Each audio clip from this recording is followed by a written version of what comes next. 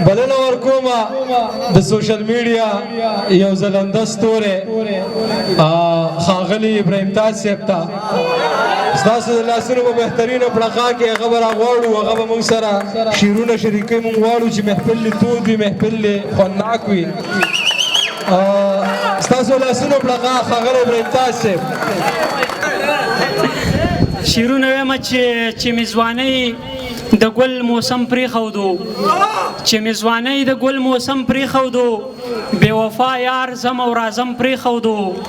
او د عقیدې جنګ ته مې ملا تړلې د عقیدې جنګ ته مې ملا تړلې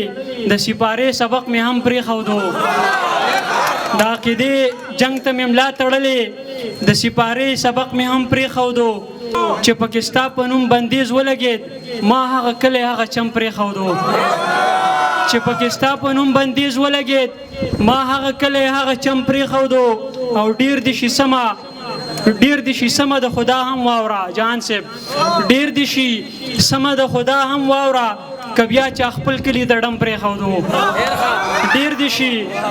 دې شي سمه ده خدا هم واوره که بیا چا خپل کلي د ډم پرېښودو او بل شعر دی چې مې په ځان ورته پیریان راوستل جانان د شونډو په سر زم پرېښودو چې مې په ځان ورته پیریان راوستل جانان د شونډو په سر زم پرېښودو او ښکلي به بیرته مونږ له راشي یا نه زمونږ په زړونو کې غم پرېښودو ښکلي به بیرته مونږ له راشي یا نه زمونږ په زړونو کې غم پرېښودو او یو څو یادونه یې راوسپارله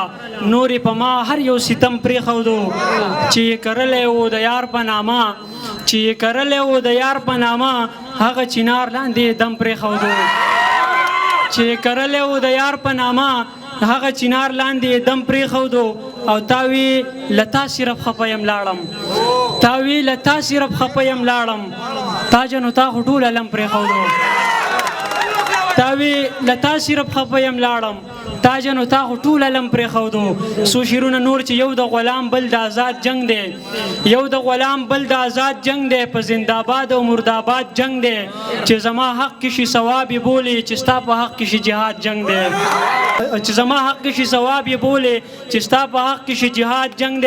لما که سر پرېکړې تایید نه کوم هېر شوی نه دی ماته یاد جنگ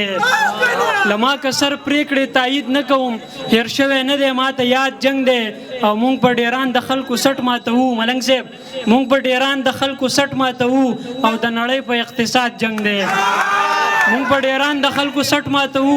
او د نړۍ په اقتصاد جنگ دی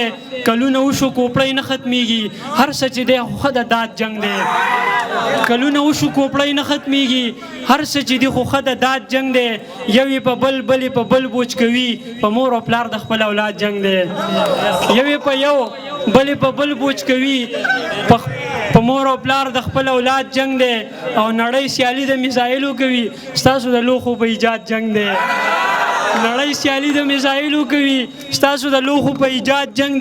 او پښتونه څومره خوشحالېږي ورته یو ځل بیا ووایه ارشاد جنگ دی